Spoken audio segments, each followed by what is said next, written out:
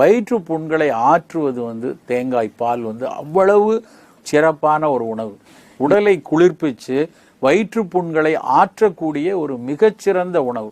தேங்காய் பாலுக்கு மட்டும்தான் குடல்ல புண்களை ஆற்றக்கூடிய பெரும் ஆற்றல் மணத்தக்காளி கீரையை தாண்டி இருக்கக்கூடிய ஒரே பொருள் தேங்காய் பால் மட்டும்தான்.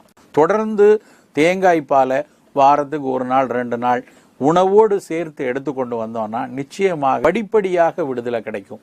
அப்படி ஒரு மருந்தாக, ஒரு அவிழ்தமாக நம் வாழ்வியலோடு என்றைக்கும் இருக்க வேண்டிய ஒரு பொருள் தேங்காய். அதை விட்டுட்டு நம்ம மொத்தமாக அதை விலக்குவது ஒரு அறிவார்ந்த செயலே இல்லை.